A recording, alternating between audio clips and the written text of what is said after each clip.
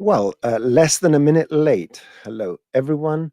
I hope you're enjoying your Thursday. Hopefully, it is Thursday. And I already see some comments. At the same time, if you can hear me and you just don't see a face moving the mouth and not saying anything, it'll be good to know. Hello, Dean, Rob, Switch Media Tube, Sohrab. Hello, everyone, and welcome to this special episode. All our episodes are special, but this is more special because yesterday we had a release, and we now have, amongst other of our Maxon products, in terms of Cinema 4D 2025.1, that offers some very, very interesting new and improved features. And Roy, Pablo, welcome to the chat. Benoit, everyone. And yeah, let me go quickly. The Badger, Le Badger. I'm going to go quickly through housekeeping. And as usual, I'm scatterbrained and I will make mistakes. So I'm counting on you to scream with capital letters in the chat and tell me what I'm doing wrong. And Jesper as well. So let me bring up the screen. The screen. Dances for Peas. Hello, welcome to the chat. And let me start copying and pasting all sorts of things in the chat. So this is our welcome page, and you can see there's a cyber sale offer that applies to new customers. Contact Maxon for any details, and you can go to this page here, which you will find. I need to get all my links. When you have 6 monitors in front of you, this is what happens. Let's go to the comments and let me paste in this link that will get you to this page. And this page is a very useful page because you can go to the Maxon events, you can get a t-shirt, more on that later, and you can go directly to the YouTube channel of the Maxon training team and Cineversity, and of course go and ask your question. And yeah, you can also sign up and be informed for any things that are happening. So on the Maxon events page, you will see all sorts of events that are happening. And talking about events, I'm going to bring up my face over here. Don't miss next week. So next week, Wednesday the 11th, Ellie, Darren, and I are going to do some sort of what's new in Cinema 4D 2025 and Redshift Cinema 4D 2025.1 and Redshift, I think it's 2025.2. I'll leave this up to you. And on Thursday, the 12th, next week of December, right? Ellie and I are going to show you some rather interesting things about some new features that relate to particles, because we're sort of entering a new era now where there is a new particle nodes modifier. So you can use the Cinema 4D scene nodes to control your particles, which opens up quite a huge new area of experimentation and functionality. And I'm going to try with Ellie in that hour to give you sort of an overview. But we are planning, and this is crucial, we are planning for the very near future, within the next couple of months, various features and tutorials about with the subject of nodes. So yeah, we'll get to that a bit later. I just wanted to emphasize next week and make sure you follow social and you are informed about what's going on, so you know exactly where to find us. So next week, Wednesday 11th, it's what's new in Cinema 4D and Redshift, and Thursday the 12th, it's particle nodes modifier and custom attributes for particles. If you know, you know. So let me go back to my full screen here. And of course, the Maxon Training Team YouTube channel is the channel where all these live shows are hosted after the fact. You can watch them on both of our channels, but when it comes to hosting, and Dr.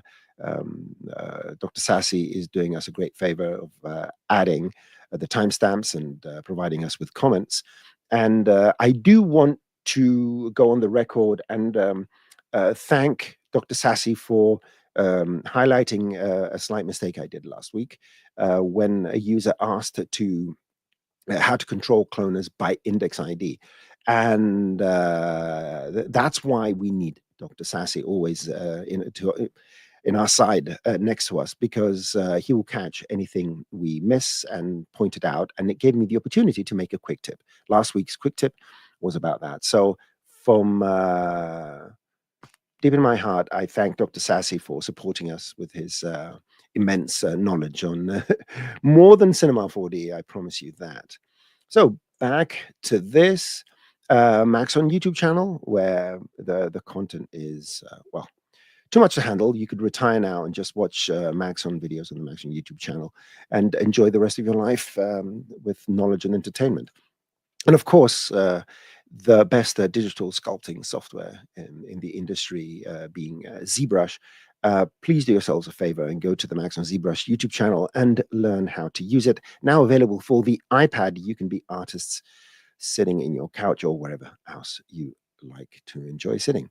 Now, if you go to the first link here, you see we have our free t-shirt. And for the month of December, the code is, and this is a copy paste directly into the chat, Boolean Rhapsody. I do not write these, but they're all so funny. So Boolean Rhapsody, because of the new Boolean generator in Cinema 4D 2025.1, which yesterday, I don't know if you caught it on Cineversity,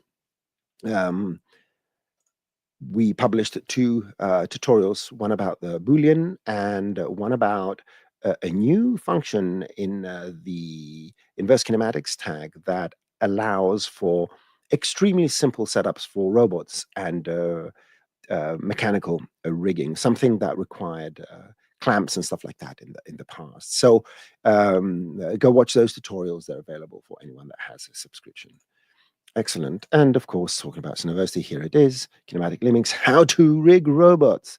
And it's quite extensive. It's 16 minutes because it not only explains that particular aspect of this new functionality, which funny enough is one button. And it's amazing how much magic can be hidden by one little Boolean switch. But the extremely talented developers at Maxon just made it so much simpler to make these kind of rigs. And I explained how to set up your rig and do certain things so you can have 100% success. And the other one is the new Boolean, where you can take a bite out of a cookie. And that's an interesting one as well. More tutorials will follow. The next few weeks, the quick tips are going to be relating to Cinema 4D 2025.1 features. Starting today, let me see, what else do I have here? And of course, go watch my particle tutorials. Some of these things can be done differently now in 2025.1. We'll see which ones we're going to revisit. And that said, I'm going to bring my beautiful face up here again. And don't forget, let's go to the banners. I'm just putting up this link, which is the link that leads to the main page. Just checking it out to make sure it is the page I showed you earlier. And if you want to download any projects, I don't have any projects for this particular Master Trainer session, but generally always look in the description text below the YouTube video. And if there are any files available, you will find a link to those files down in the description. And what else? I'm just going to put this up there. Boolean Rhapsody. So if anyone doesn't have access to the chat for whatever reason, you can actually see it and type it. Don't forget to preface any questions with capitalized question so I can distinguish it from the general comments about my hair. And this is my handle on Twixer, Twitter, X, Twixer. I need to trademark that, Twixer. It's I'm a genius. My IQ is inverse correlated to the amount of hair I have, actually, perfectly. So, okay, so let me close a window and bring up Cinema 4D here. And there are some questions I picked from the forum, and I'm going to take a quick look at the chat after I find my mouse. And let's say a few more hellos here. So where are we? That was Jesper, Dancer for Peas. Mate, I have something for my friend Mate over here. And what else do we have? Let's start marking these things. And I need to remind myself what Mate asked me. I think Mate was the one about the lipstick, if I'm not. And I'm going to attempt to do something. So I do have an image somewhere here, which I'm going to bring in. Just going to drag an image in Cinema 4D, and it will sort of open. Oh, this is from a quick tip I did. So this is the image that Mate uh, gave me, and I think it's these debossed letters. How do we do this kind of effect? And he kindly provided me with a model of lipstick and some text. So let's go and see some potential methods, and it depends on the shapes you have and so forth. So in this particular case, we have a cylindrical shape, right? Which means that, well, we can get away with just making it properly cylindrical. So I've added a bend deformer to it. And you can see I've already rotated it a bit. And this allows us to control. You can see with the arrows, I'm just going to insert a few more details. You can see that the big arrow tries to bend towards the small arrow. Right? This is the big arrow towards the small arrow, which means that I need to rotate it this way if I wish to sort of rotate this around the object. And more on that a bit later. So you can see that the rotations can be a bit dodgy. Number one, make sure you keep length to keep sort of the length of the object. The other thing is the size and placement of your bend deformer is very important for these things. So it's nice to have it nice and tight on your object. So let's turn off this the lipstick and focus on some of these. So this is a game of random. So you move one if it's the one you want to move. If the value changes the one you want it to, there you go. I got lucky. It was the first one. Usually it's the third one. Just make it comply slightly to what you're doing. And if you want it to be purely cylindrical, one of the tricks you can do is you move your deformer to half your object and you make sure the mode is unlimited. And this will bend it on both sides. Okay. So let's bring back the lipstick because I just want it to comply sort of to the surface of what I'm doing. Now, another thing you could do is at least make sure that the scale of your object, because we're going to do a, a Boolean operation or something like that. I'm just going to make sure that I have enough depth to cut into the other object. And then I'm going to move it around and do some funky stuff. So you can see that now. Why has that person moved over there? Why has that moved over there? But anyway, I don't care. Just going to move it back over there. I may have done an unsolicited undo.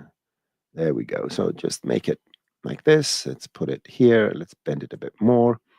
And what we're going to do is give it a shot with a new Boolean generator. Okay. Now, if you can see that this is taller, which means that if I take the object inside. Now, I want to rotate the object, but keep my deformer in place. And the trick to do that is to use the alternative deformer application. Select this, add a null on top, pressing Alt, not Shift, because it makes it a child, and make them siblings. This allows you to rotate this, and you can see that it retains that bending. The other thing you need to make sure is that you have enough points that define the object. Here, the surfaces are n-gons. To do that, let's see if, I don't have the actual one, but in any case, I'll show you a little trick in a second. So I want to make sure that these letters are penetrating my object.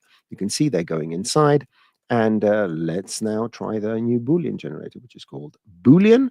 If for any reason you want to find the old one, press Shift-C, type bool, and it will be legacy bool. So everything you have been doing can already still works. It's just that we have a new thingy going on. And the default is union. If you double click here, you will change to the next mode, which is subtract. And you have your little subtraction. And of course, you see these little artifacts. There's one little thing you can do, high quality normals. This is because of the n-gons, because we're bending the n-gons. But in a nutshell, this would be sort of the way you would go about doing something like this and just controlling how much penetration you're going to get inside just by conforming it to the surface. Now, this is an ideal edge case where the object is quite cylindrical, right? Makes it much easier. Um, what if this object was a bit more irregular? And for that, we can try some other deformers, which need a bit more setup, if you know what I mean. So, um, yes, Ilya says displacement would be more suitable. And the answer is yes. It's one of the methods I was planning to show as well, where you can use this with a texture and so forth. So we're going to get to this. Um, let's see. So what was I saying? I'm very easily distracted. So oh yeah. So there's another deformer here, which not many people use, but it could be extremely, extremely useful. And that is the surface deformer. And it has two modes, the projection and the UV mapping mode. So it requires, so if I take this and put it on the extrude text, so let me rotate this back to its normal coordinates for now and do this. You drop in here the object you require to deform. Now you'll see some rather interesting stuff going on. You just go here and you say, put the lipstick in here, and you can see this doesn't look extremely good. There are a couple of things. We need to make sure that the object is, it is oriented on the Z. It's oriented on the Z. I wonder why it's not. Well, anyway, let's move forwards and we'll see. The other thing you need to be aware is that certain settings here that, oh, there you go. So is it YZ or is it XZ or is it XY? There you go. It's always one. The UVs are generally sometimes flipped. So I may need, so this is the size, providing, I need to show this. If you go to the UV edit, you do need to have some sort of proper UV layout. Now, this, although it's not as proper as I would like it to, it appears that it's working for what we're doing. If we have any problems, we may revisit it. But generally, it may require you to do some sort of unwrapping. If you want to see how to unwrap that, just post it in the text and I'll do it later. I'm going to focus on the surface deformer. Now, we have the various scales. So I can go, I think I can go -1 on this or minus 0.25. There you go. So make sure if you, this has to do the name, sorry, the scaling here has to do with the UV coordinate. So this will scale on the whole X, and this is now inversed a quarter of the Y. So you can make this wrap in all sorts of different ways. So you can adjust the size of this. And yeah, there are ways to put it on an object that will, allow you to make it comply, even though it's not cylindrical. In this case, it's not cylindrical, and you can move it around, up and down, and that's the movement happens in UV coordinates. You will find places like these places here where you can see the UV switch somewhere else because it does use the UV data exclusively. If you dive into Cineversity, I think I did something with this. Or if you go to my YouTube channel, YouTube /@Noseman, I think I did something like this with growing structures on objects. Search for growing structures because I'm showing a method to use this because it does require some other details. But this will allow you to do an equivalent thing by subtracting it from the mesh. Okay. Now, let me see if there are any questions on these things. I'm going to go to the comments here, bring them up, because maybe there are some questions. And at the same time, just saying hello to Jay, Mirko, Julia. 3D Pixel asks, is it okay to use Mac? Yes, but I have a Mac Pro from 2010. I'm just one of those people. It's fully functional, but it doesn't run the latest versions of Cinema 4D because of the processors. But any modern Macintosh would work. And a lot of people are extremely happy with the performance and experience with the Mac. Let's see. Oh, I want to show this. Noseman from Demis. Your plugins still work with all versions of Cinema 4D from the day you shared them until now. They are lifesavers. We wait for more. Well, I don't write my plugins. Right? Let's make that clear. I have creatures showing up to my door and saying, here's a plugin. That's a metaphor. So I don't know if we're going to do any more, because maybe there's a way to do many of these things using scene nodes. It remains to be seen. And then you don't need a plugin. You don't care about updates and all that nice stuff. So let me bring this up again. Sivan says hi. Tote says hello. And let's see. So Andrew, everyone else. Question about particles. Maybe we address it later from Elon. I have a question about particles. I try to make concrete pore simulation. Yeah, I read about that, and I'm going to touch upon it. I don't have extremely good news, but a bit better, I would say. Jarvik, good afternoon. Hello, Sharon. What's up? Thompson X. What else? Yerubreen Archive. Frank. Okay. I'm going to stop saying hi to everyone. Hi, everybody. Right? Hi, everybody. Let's see. Let's see where we are. I'm just marking some things here. And let's go to the... let's see. Oh, this is a follow-up. Managed to do it with one piece, but when I clone it, the bending failed. How can I bend it if it's in the cloner? Okay, so you want more than one object, right? That's what you wanted to do. So let's go all the way back. I'm undoing here rapidly to go all the way back to the Boolean here where we had the letters. There we go. So we want more than one of these, okay? So let's take a look how we can do that. Well, first of all, let's move the bend out of here.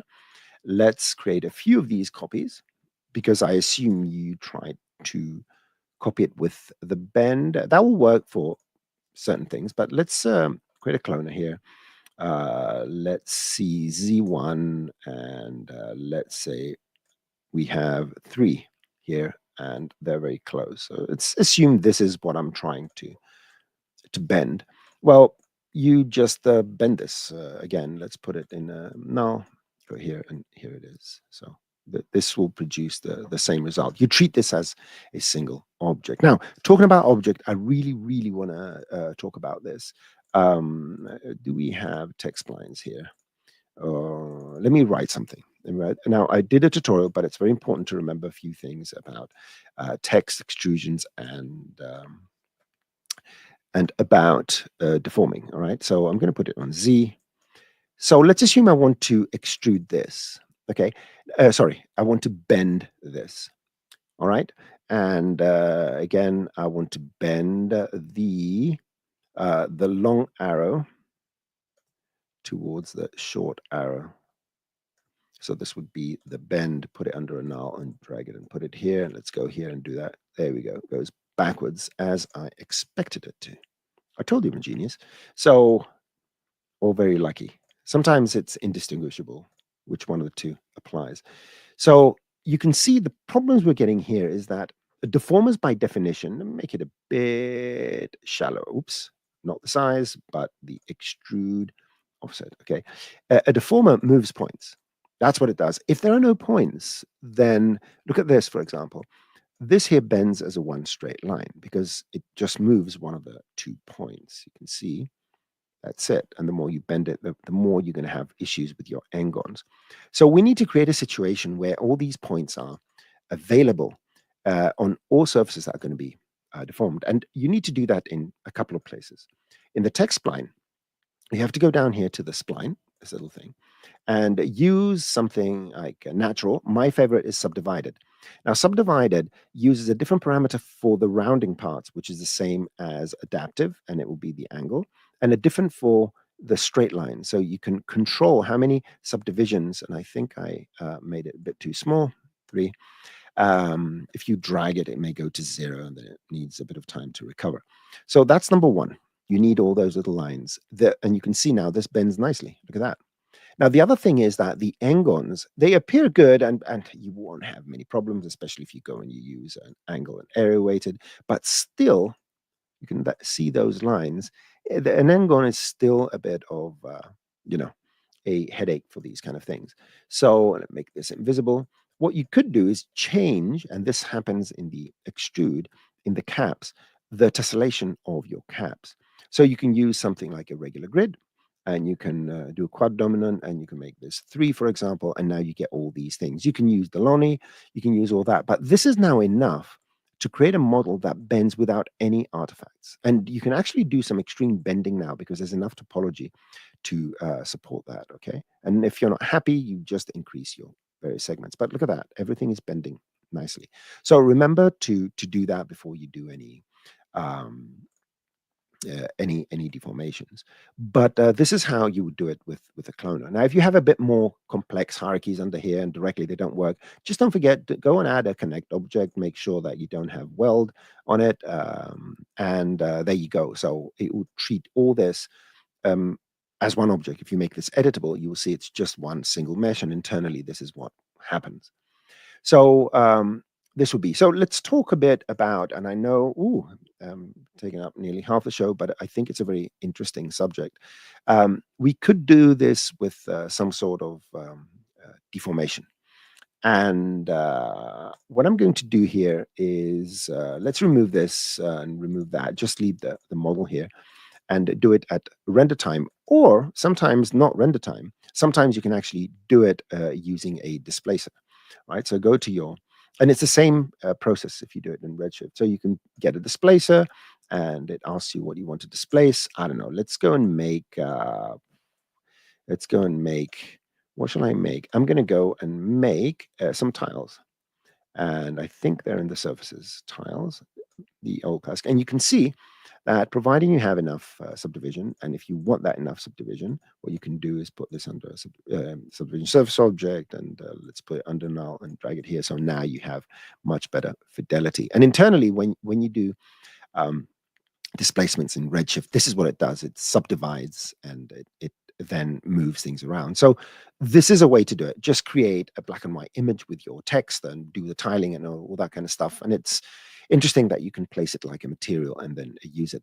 Just in case it's not very clear how this is done in Redshift, let me very quickly do this. First of all, you do need a Redshift object. Did they change that? They may have changed it at some version.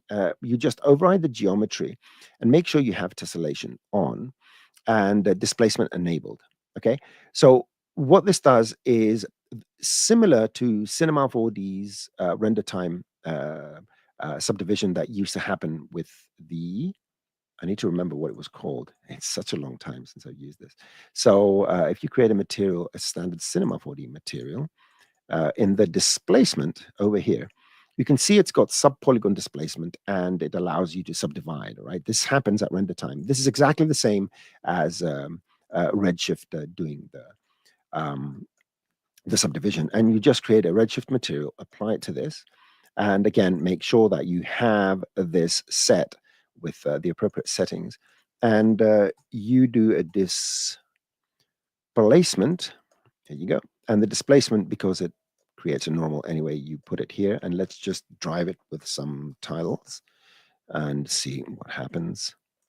What's the worst that can happen? Even though they're red and all that, it doesn't really matter. And start IPR. And what else do I need to do here? We have the range and the scale.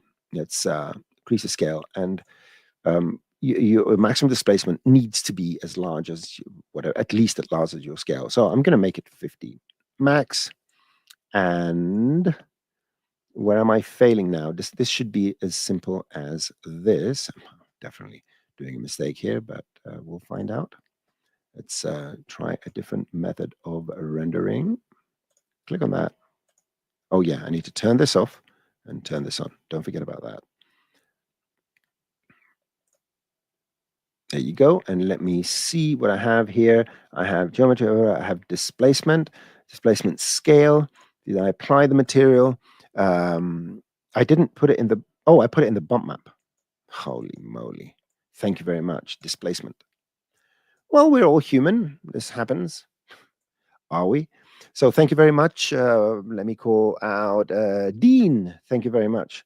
I just got totally sidetracked. So you just connect your displacement there, and if you have any texture with letters and all that, and the fidelity of this, so the height, it's controlled by that value over here. So you can see that it grows as I grow, and this I guess is in centimeters. Right, there you go. And you can make it negative or you can control it using the colors.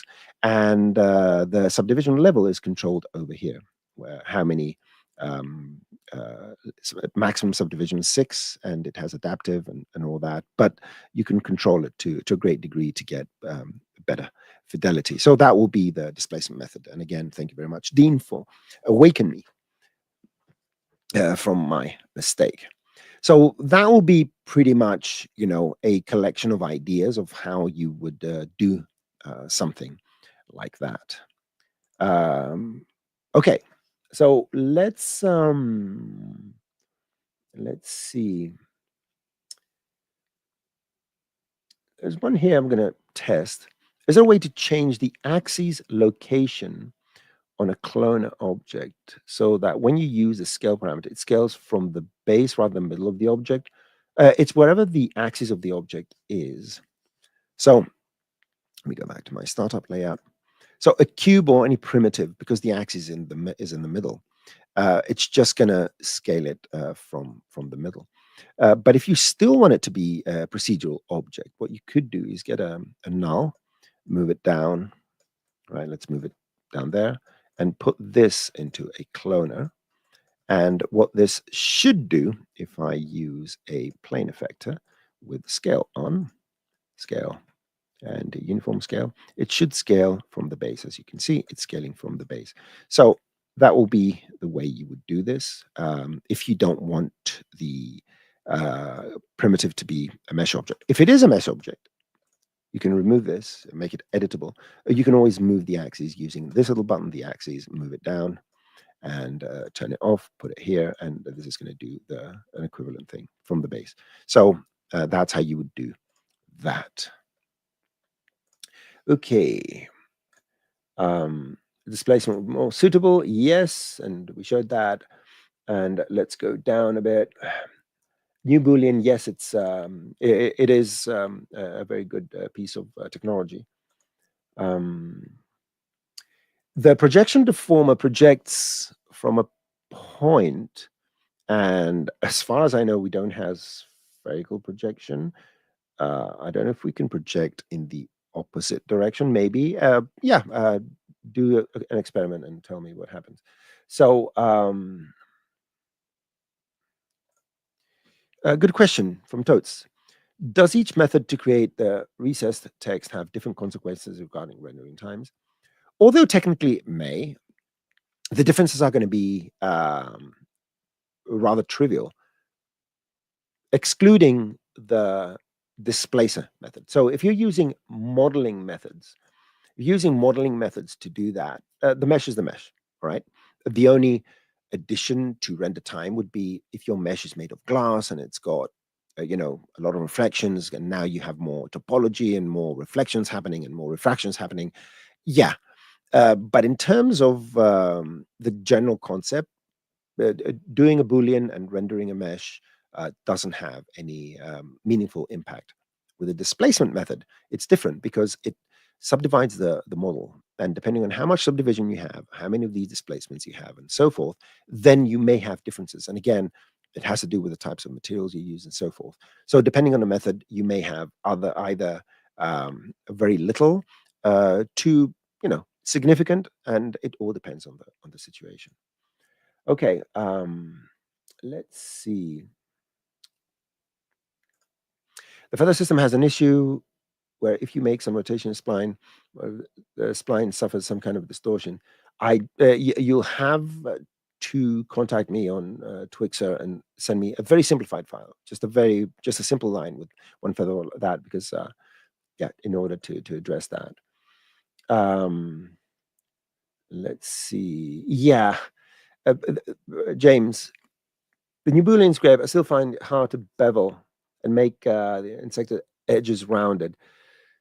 Yes, that is not exclusive to the generator itself, right? It's it's one of those things where the creating bevels on tight geometry, because if your geometry is clean, you won't have so many problems. But when you have small triangles, the bevel clips, and that is what causes these problems. But a great suggestion, using round edges in Redshift will give you, to a good extent, the proper result.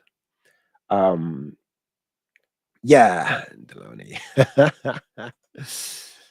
That's great. Well, talking about Deloni, Arun, thank you for the suggestion. Sometimes I've heard people say, "Oh, I want a a plane that has random triangulation."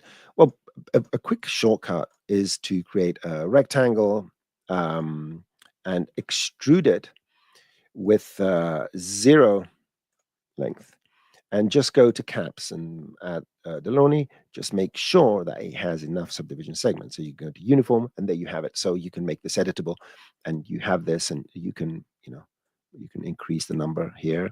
You can change the sort of density of it, and this is uniform density. That's one way of doing it.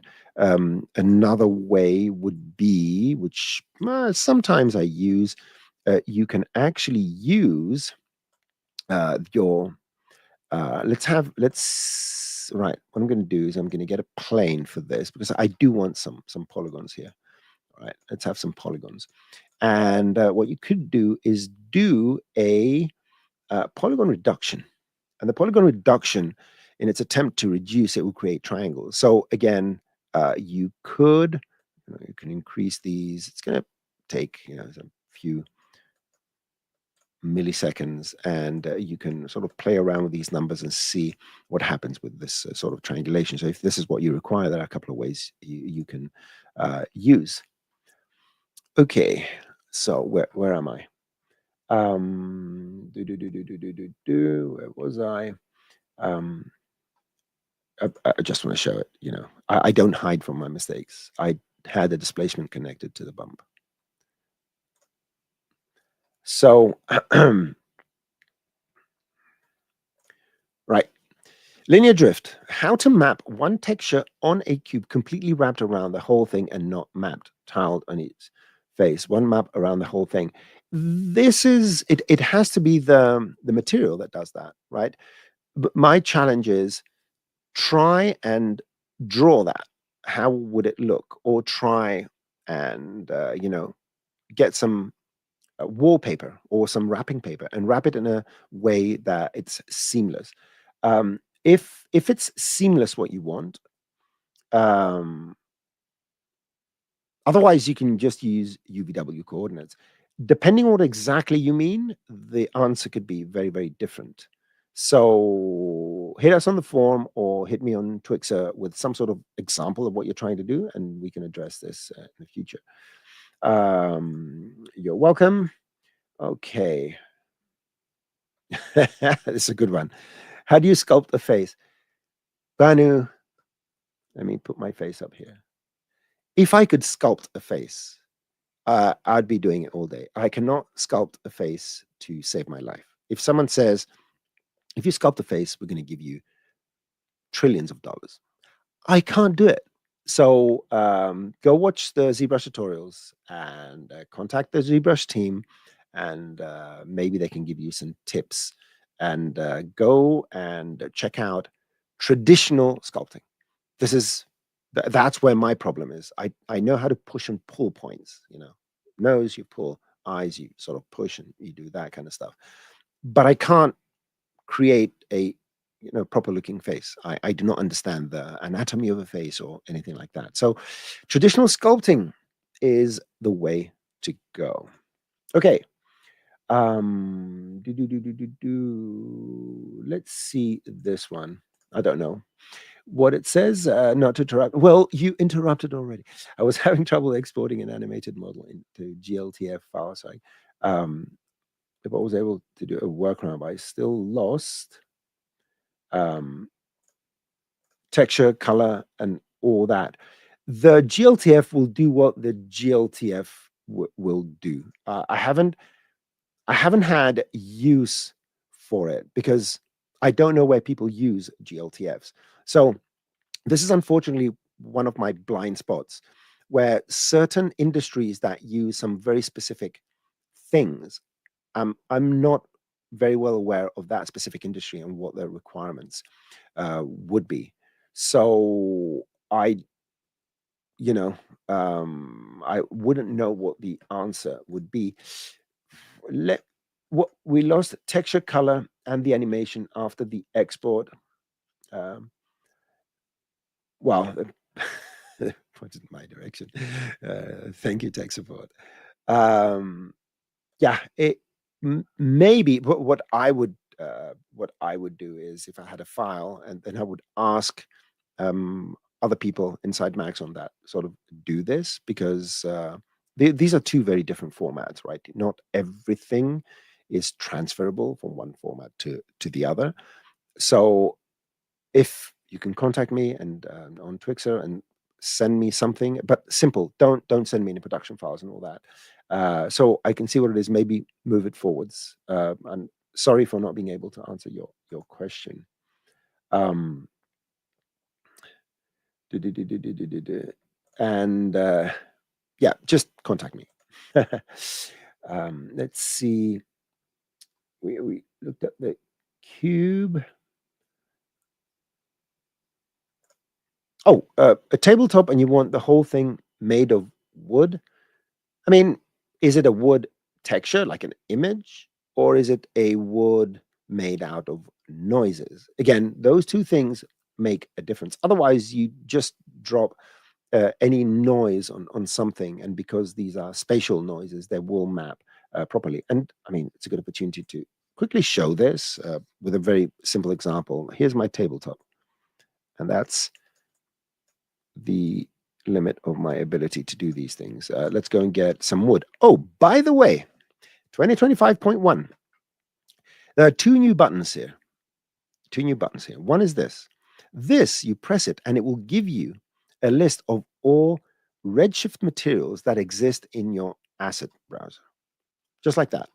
And then you can search by name, by icon. You can make them bigger, smaller, and all that. The names. So you have immediate access to whatever your library contains. Extremely, extremely useful. So I'm going to go here and type wood. So wood shader. Let's put it here. It's downloading, I think. Didn't it download? Oh, wood. I'm going to drag it in there. What? Double click. There you go. There you have it. Double click. And this alone just gets applied. And depending on the UVs, the cube has a UV projection. If you want these to be sort of the same scale, you change this to something like cubic, right? And there you have it. You have your wood. And yeah, there you go. Wood. So it's not, anything special. Now, if this was an image, it depends. Again, maybe you have a different image for the sides, different image for the top, and so forth. But noises plus images, I mean, just go to the library. Maybe that's my advice. Go to the library. But if there's something specific about what you want to know, just let me know. Box modeling. What about box modeling? Box modeling, right? Let me show you some box modeling. Box, you name it box, and it's a box model. Done. Okay, I know what you mean, subdivision surface modeling. If there's something about box modeling you need to know, just let me know. Sharon, hello Sharon, says GLTF equals artifacts, bring the model into substance, and you can export it out to AE with materials. Thank you very much. Would you like to be invited to one of our shows, Sharon? I say that sincerely. I'm sure you have things to tell us. But yeah, thank you all. This is a great example, Sharon and Dean and other people that are regular followers. We do appreciate when you help out, because I have one brain. It's big, you know. I have a big brain, but it's only one. Okay, so by working in parallel with your big brains, we can always get better information out for our users. So I appreciate it very much when, number one, you point out mistakes I do. Thank you so much about that. It makes it less embarrassing, and it allows me to do mistakes, right? Because I know I'm not giving people bad information because someone's going to correct me. And second, alternative ideas, right? It's all about skinning the cat or the cucumber or whatever in more than one way. So all your input and your experience is always appreciated. So thank you very much, Sharon, for that. Let's see. Yeah, I read this question about alternative way. What is that Red Giant plugin we have? If someone can remember, we do have a Red Giant plugin that allows you to bring 3D models inside After Effects. Because the question here is not about Cineware. It's not about getting the rendered image. It's about getting the actual models and manipulating it and so forth. So if someone remembers the name of that Red Giant plugin, I apologize. Anything that has to do with 2D is one dimension less than what my brain can handle. So, linear drift, how do you get a hold of me? Well, let me go to the banners and Twixer at Noseman GR, or you can go to the training forum that's in the page I showed in the housekeeping and ask the question, and you can refer to me directly. I read those spreadsheets that are populated by these questions. Let's see. Where are we? Oh, both. Both. Frank, come on now. Do I appear a person with a small ego? Let's be serious here, right? And realistic. And my brain is ginormous. I have parts of it stored in other places of my studio, to be honest with you. So let's go. Let's see. Berkan, you're very welcome. In Blender, I saw a car animation where the wheels reacted automatically to the surface displacement, bouncing in holes. Is that possible? Yes, there are ways to do that. It's not something you can do it with a simulation, or you can do it with this Espresso. There are ways to do that, always depending on what you're trying to do. Some very successful attempts of that was using the old bullet and the suspension rigging and all that. But I have seen applications of that using Espresso and ray casting. There you go, ray casting. That was in another box in another brain, so it took some time to download. So ray casting and stuff like that. But we can maybe ask the question. Maybe I can concoct something up for one of the next Ask the Trainer. So go to the form and ask the question. Remind me that you asked me that question, because I have so much information in my brain, technical information. I forget of trivial stuff like, where do I know this? But oh, it's my mother. You know, where I get to that point sometimes. So let's see. Is there an easy way to load the use texture in the background of the UV editor? And the answer is actually yes. I don't know if it works with, I don't know if it works with Redshift. The easiest way to do it. So let's go here. Let's go to this material and see where the texture is. I don't know. Is there a texture somewhere here? Base color. Yeah, there is some sort of texture here. Now, can we read them from the asset browser? No. And I guess if you want to export this image as an image, you do need to go and do a save project with assets, and it will download it. But in any case, if you do want to load an image in your UV editor, you can go here and you say open texture, and this will open an image Let's go and see if I can find an image. I'm on my other monitor here. I'm going to open up this, which is one of the things. So there you go. This is an image, and it adjusts whatever needs to be adjusted, and you can use it, and it's available. So if you make some space here, go textures. It's available now. It's loaded, right? So this is your image. The other one is when you have textures that have activated material. So if you open this up, this is Redshift now. Let's see if we can do this with standard render. When you create a new texture, you have to activate it essentially. Yeah. Let me think. It's with standard render. I don't even know if it's valuable now to do that with Redshift. But in any case, what I would suggest is just go here and load your texture, and then you have it here available for whenever you want. Just go here, textures, and there they are. So you can show UV map, which is built in, or you can show whatever else you loaded. Hopefully that is good enough for now. Let's see. Yeah, one general advice is that you don't need, you can follow any tutorial, and chances are we have the tools that you can replicate it. So if you find any tutorial that shows you how to model a face, I actually have a book called Stop Staring, quite old. It's 10, 15 years old, which is focused on that subject. How do you model faces and rig them and so forth? But I've never come around to do it. That's another story. Okay.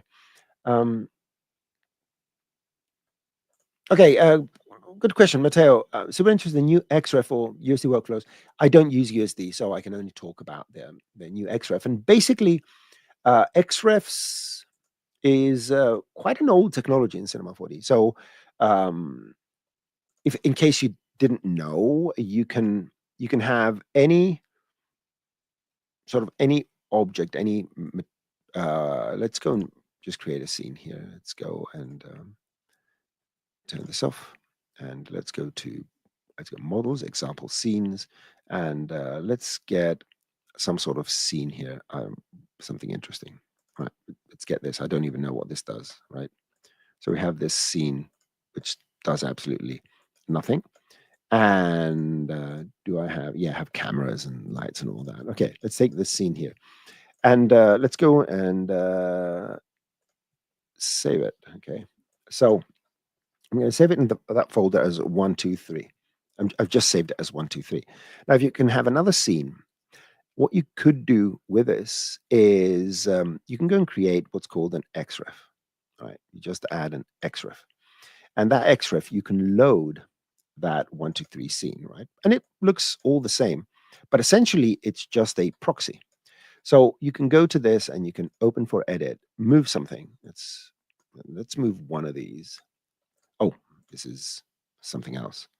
Mesh group. Okay. This is some sort of nodal setup. You go here and you update and you load, and it will bring in the new one. And the reason for this is when more than one people are working on a scene, or when different components need to be edited separately, you can bring them in as Xrefs, and any edits you do them in the original file, and then you can update it, and it works. So what happened with 2025.1 is that the Xref system, because it's so old and many other technologies in Cinema 4D have been evolving, certain things broke, and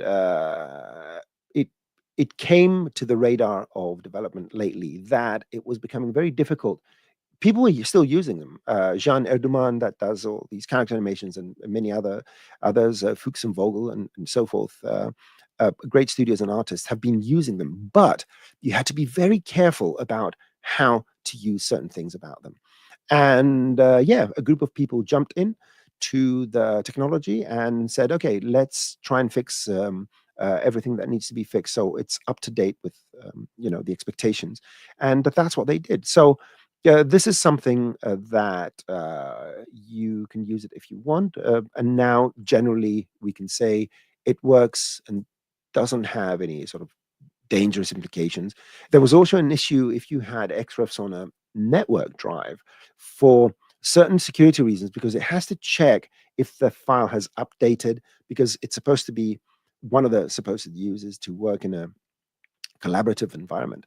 So if anything that it had to check to see, has the file changed, has the file that hasn't changed, and something in that sort of flavor. And when you had your Xrefs on a network drive, it was very slow to work. So they took care of that as well. So now it's, I would say, a robust workflow tool. And yeah, we'll see how much we can feature it. Maybe we find someone that uses it in their production environment and come and give us a nice little presentation. Okay, back to this. Where are we? Trapcode Mirror. There you go. Thank you, Rune. So Trapcode Mirror allows you to load 3D objects. I don't know how it compares to Element, but it's our own way of doing that. So give it a shot. And Video Copilot, yeah, they make great tools. Andrew, if you're watching this, hi. It's been a while. So I just did that to show that I know Andrew Kramer. Great guy, by the way. So Geo could be Geo because it's geometry. True, could be Geo. Where are we? There we go. So Geo. Mirror, I think, is the old one. Geo is the new. Anyway, we have two tools. Yeah, how you get hold of me on Twitter at NosemanGR. Oh, I didn't know that. After Effects beta native 3D objects. I haven't used it. I avoid using other betas other than Cinema 4D. Let's take a look. Okay. Is it possible to cache vertex maps? I use it to drive a matrix in a volume builder to animate paint on sphere. Works great on the render view, but not in the picture viewer. Well, caching vertex maps, I would say do use Alembic. It's nice and robust, but I don't know why it doesn't work in the picture viewer. Again, simple scene, send it to me, or these kind of things that, right, here's a bit of advice. If something seems like a bug, so if it works in the picture viewer and doesn't work in the, it works in the render view, but not in the picture viewer, that is a suspected bug. So please report these to Maxon's tech support, please. Okay. What else? Select animate. Is it possible to use a bone? Bones are not objects, by the way. We have joints, and the drawn object between two joints is just what we call a bone. But drive soft selection to animate a balance spring used in mechanical watches. Okay, send me some sort of reference video so I can take a look at that. Okay. Yeah, Rocket Lasso does many things. You can make wheels turn automatically and so forth. A long time ago, my very good friend Chris Priddy, he did a great animation for Halo. And I had a peek in his file, and he used a lot of auto rotation, suspension, and all that. Brilliant animation he did for us, and did it all in Cinema 4D. Okay, let's see. You're very welcome. Answer. You're very welcome. Is there a way we can speak? Sorry, there is more to this and can be explained from front lawn. Oh, Sharon. Okay, I'll let you guys get the conversation running. Let's see. What time is it? Oh, we're hit the hour. I'm skipping some of the questions. I may go back to them.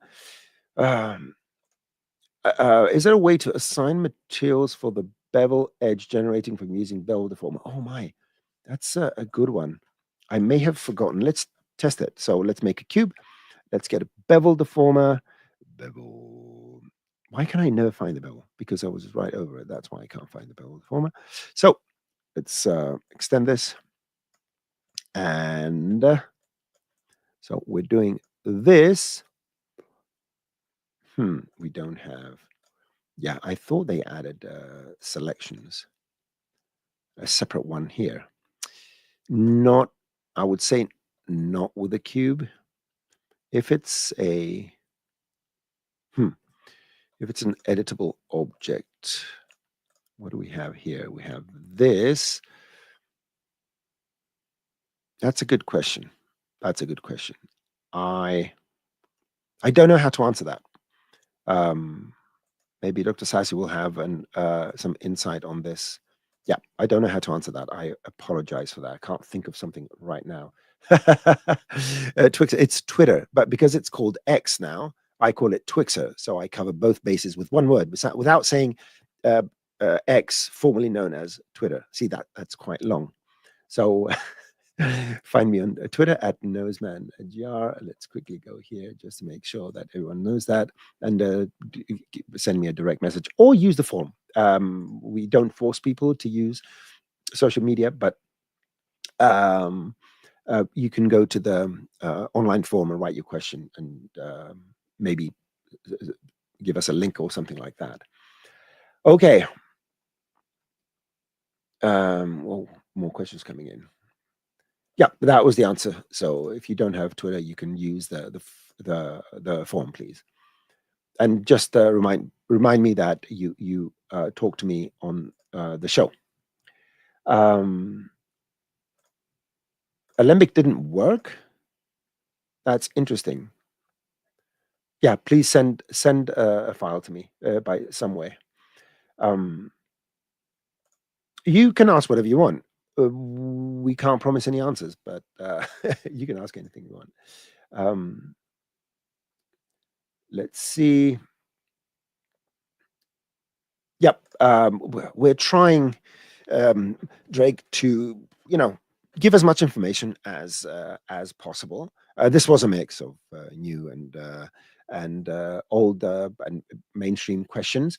That's why we want to do those shows next week, so that after people had the opportunity to download the software, take a look, and so forth, a better understanding of what's going on, plus the two tutorials for two of the features, plus the quick tip today about the render ranges. And again, if anyone is wondering, go to the render settings and bring up your big screen. I got it this time.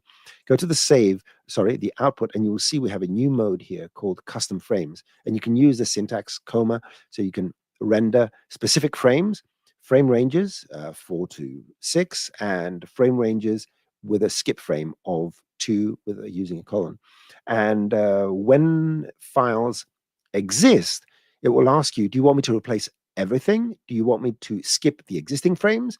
So it's great if you're rendering something on a render farm and some frames were missed, then you can just render 3 or 4 frames just with one command from the render settings.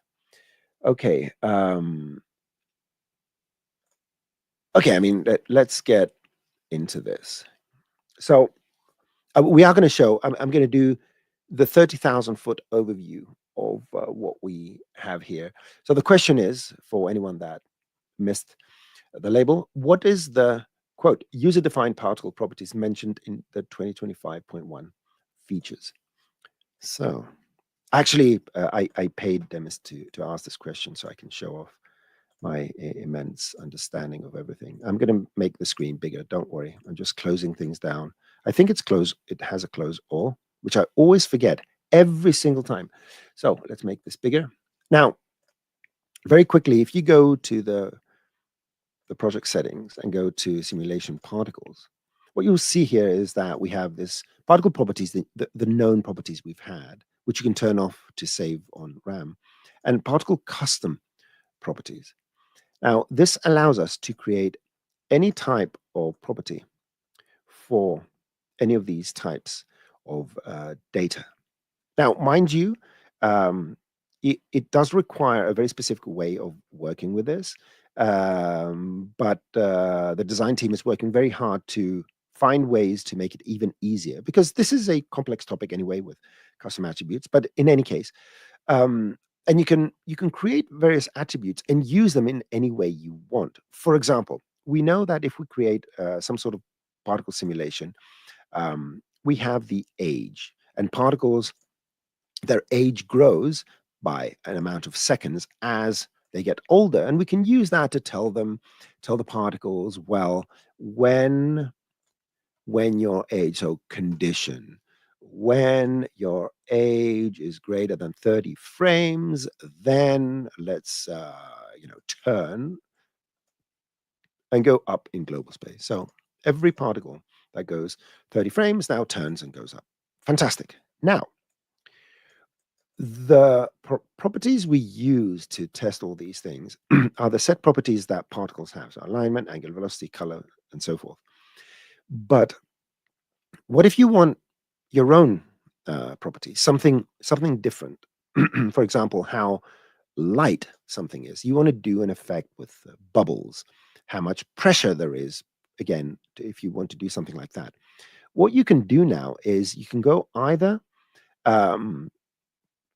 from the emitters themselves. The emitters now have a very interesting way of creating custom properties. So in the output, the emitter now, the mesh emitter, can create a custom property, which is the UVW coordinate of the point it was emitted.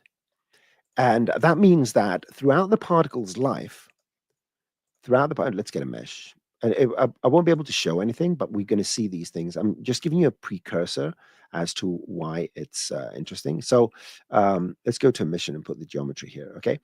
Now, I'm going to make it editable for you to see. This sphere has a UVW configuration. Okay. And these are values. The U is from 0 to 1 and the V is from 0 to 1. So let's assume that we're looking at, this point here. This point here has a very specific UVW coordinate, which is 0.6562. You can see it here, 0.6875. By using the mesh emitters custom property, output, and this requires to be sort of a vector, if I'm not mistaken. So let's go here. No, it needs to be a vector. Okay, and let's call it my UV.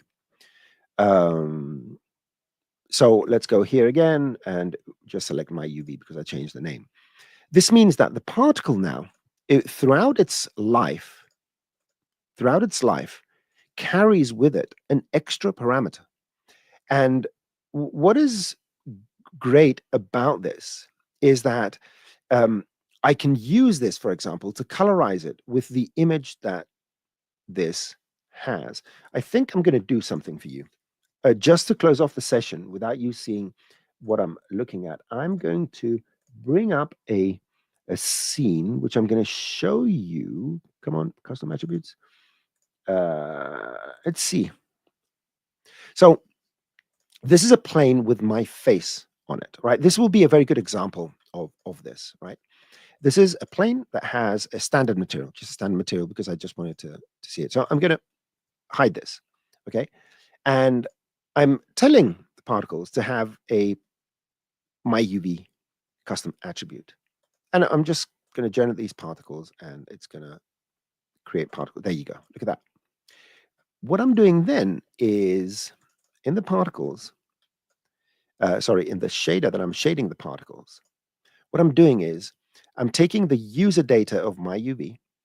I'm inverting it because there's Redshift, because Redshift works in other DCCs, and other DCCs have inverted U's and V's. In order to comply to our, you just need to invert, actually subtract the value of the y from 1. It's just, this could be a capsule. It doesn't really matter. But in any case, and what it does, it uses that value. Remember, for that point, 0.6, and so forth, for each and every one of the particles that have this UVW coordinate, it goes to the image and finds the offset, all right? Finds the offset in that UV, and it uses the color it finds in this bitmap's equivalent offset. And what does it do? It creates my face. So custom attributes are great for this because you can store some sort of information on the particle, which you can use later on in so many other contexts. So these are particles now. Right? It doesn't matter how they move. I could store the position they were emitted from, so they can go for a ride and come back to the same position. Oh, come on. I didn't want to show you these today, but I'm going to show you anyway. Let's see if this is going to work. Let's see if I have something, and that's going to be the last thing I'm going to show. Land on text. Let's see if this is going to work. I'm going to throw it in here because these are just test files I've been prepping. So, and this uses various attributes. So this is emitting, and the particles end on the text. There you go. And this uses, what does this use? Oh, no, it just uses the particle nodes modifier here. So it uses a different method to do this, not custom attributes, but I could have used some sort of custom attribute if I was making them emit on an object and then come back to the object, because I can store those positions and then tell the particle, okay, now slowly go back home. Yeah, but this is the kind of stuff we're going to look at next week on the specific particle session. But you can see that now we can create our own modifiers based on data. I'm using the child text as data to put some random points on that and then tell the particles to slowly move to those random positions, right? So anyway, I'm done. No more questions. That's trademarked, Dean. That is very valuable. I'm gonna sell it as an NFT for, I don't know, 1 billion, trillion, quadrillion Google bitcoins. All right. I'm sure everyone can afford it. So yeah, I did my gym in the morning. I go at 6 o'clock. So Thompson, have fun. Nothing opens Max files other than Max itself. This applies to most software locked file formats. The ones that everyone opens are the open formats, the mesh formats, like DXF, FBX, and all those things. Because this is a general question. I always wanted to answer it because I didn't know that a couple of decades ago, and I found out. Why can't I get rid of that? Where was I? One sec. Oh, there you go. I clicked on the wrong little box. Sorry about that. I'm getting confused. So what happens is a Cinema 4D file, right? A Cinema 4D file, when we save this, it doesn't always save the raw data. So I'm going to rewind here. It doesn't store any particles. It stores that there is a basic emitter with these parameters. It stores there's a particle group. It stores I've got this with these parameters. So unless you have the Cinema 4D engine, so to speak, the core of Cinema 4D, no other software can open this, because this is what Cinema 4D does. It has these specific objects. And the same thing happens with Cinema 4D. If we try and open a Max file, it's going to have some sort of random data. It's like trying to play a JPEG in a music player. It doesn't work, right? It doesn't work. So that's the reason why. But we can export files. We have exceptional compatibility with all sorts of files. If you go to the preferences, let me do this. If you go to the preferences and go down to import export, you will see all the formats we support. and these are import and export, so you'll see them all double, but it's quite a few of these file types. Okay. What else? Okay. So thank you everyone for joining us, because it was Noseman and friends, right? My invisible friends. Don't discount them, okay? They're helpful, and they're always on my side. So me and my friends, thank you for watching the show, and next week I expect at least all of you plus your friends and families to sit back and watch the new feature streams. So I'm looking for the buttons I need to press to close the show. By the way, that's why I'm going like this all the time. And yeah, please download 2025.1. Play around with it, enjoy the new features, watch any tutorials that come out, watch any presentations and shows, and watch the great video on the Maxon website. And I'll see you next week, hopefully, all of you and many more. We do have set things to show, but that doesn't mean I'm not going to answer questions. I always need an opportunity to show what a good person I am and how much stuff I know, right? Okay, then. Thank you, everyone, for coming. It was a pleasure hanging out with you. Sorry for any questions we couldn't get to, and there were quite a few. We'll try our best next time. And yeah, which button do I have to press here? Oh, it's this one over here. Toodaloo.